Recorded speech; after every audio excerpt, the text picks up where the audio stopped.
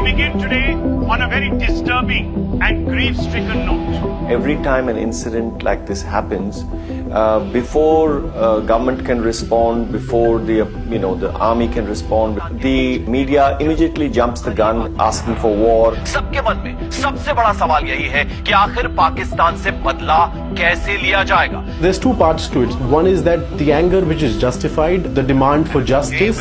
All of us are left trying to figure out what is the next step that should be taken. But this narrative then evolves into a call for war against Pakistan. India wants Pakistan punished. And like you, I also want Pakistan punished. There's no denying where the demand for justice comes from or the news value of the story. On the 14th of February, an SUV packed with explosives rammed into a convoy carrying Indian soldiers and detonated. It was the deadliest peacetime attack on the armed forces since India won its independence in 1947. The coverage on 24-hour news channels has been wall-to-wall, which is editorially defensible, but it often descends into unjournalistic ranting, especially during prime time. There are anchors calling for war.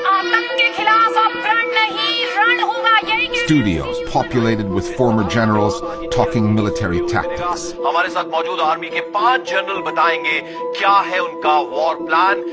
Because for the Indian news media, this story ticks so many boxes. Kashmir, Pakistan, the army, and the attack came just as campaigning begins for a national election that is just months away. The attack has provoked a kind of, first of all, a national outpouring of grief on mainstream media channels and the spewing of lots of venom against various targets, particularly against Pakistan, but also against Kashmiris. पत्थर मारते मारते ये लड़के आतंकी बन जाते हैं. There's been a jump to assume who is responsible, to make people collectively responsible, and this is the case on many English language and vernacular channels. With the exception of a few sane voices, what you have is a completely absurd and very dangerous competitive jingoism that's perennially on display from all these anchors. India is demanding justice, accountability. The anchors actually play a pretty strong role in shaping public opinion, and in the present moment their reaction is all the more dangerous. What makes Indian news channels unique is that there are so many of them, far more than any other country.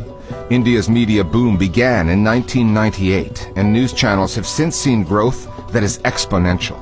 Indians can watch national news channels, regional ones, vernacular channels in various languages, more than 400 in all, pumping out coverage 24/7.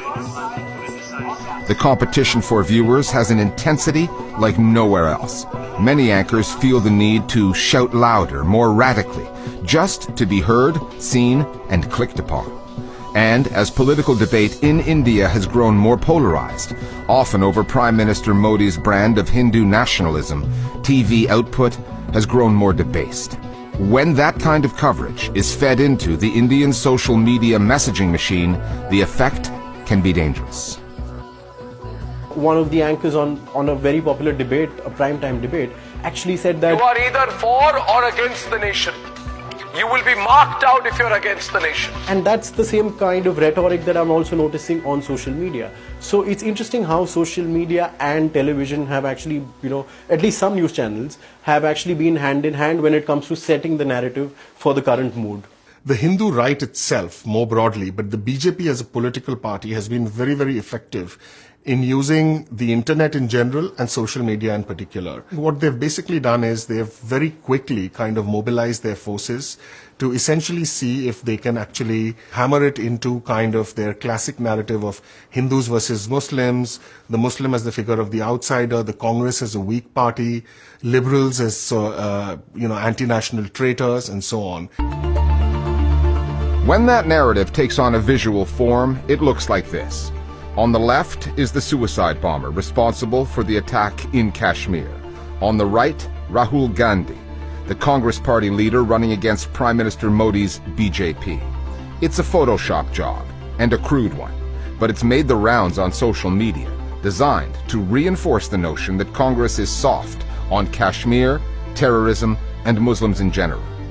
And there's the pro-BJP messaging online that offers the flip side, of the same basic narrative. Vote for Modi and his party if you don't want terrorists on your doorstep. Among the most disturbing social media material now being spread, the calls for attacks on Kashmiris living outside of Kashmir, many of them studying in cities to the south. You've got things like ShareChat, it's something similar to WhatsApp, but it's huge. And you've also got TikTok. You can make a 15-second video. And in these 15-second videos, people have been saying, come on, let's go out and get them. The single most disturbing aspect is the attacks on Kashmiri students. These attacks have been fanned by this kind of hysteria. Ironically, it's a government-sponsored scheme which is meant to draw Kashmiri students into the so-called mainstream of India. But these are the students who are now being attacked. Between WhatsApp, TikTok, ShareChat, Line, and Hike, India is awash with social media and messaging apps.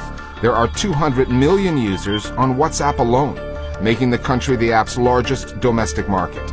And when WhatsApp changed its rules recently, placing new limits on the forwarding of group messages, it did so after first field testing those changes in India, an implicit admission of the social and political problems WhatsApp has exacerbated there. With elections coming and the BJP leading the way, all parties now want to make the most of the apps at their disposal.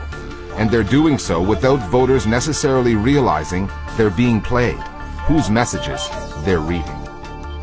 It's very difficult to track down who really is making these WhatsApp groups or who really is running these WhatsApp groups, because apart from that one number that you have, of the administrator, you don't really have too much of other information about who these people are. Some of these groups are run by party sympathizers, sometimes staff associated with leaders of different political parties, in a way sort of supervising what happens in this group. But the two big national parties, the Congress and the BJP, have both very actively made efforts to try and grow their base on WhatsApp. WhatsApp has become really, really crucial, but it's only crucial in a particular context. And that context is a mainstream media which does not always do the job that it should be doing, partly through fear, partly through pressure, and partly through political allegiance. And so if we had fewer fake stories making it through mainstream media, then the role that WhatsApp played would be far less. It isn't just that one exists as a parallel universe to the other. It's a symbiotic relationship.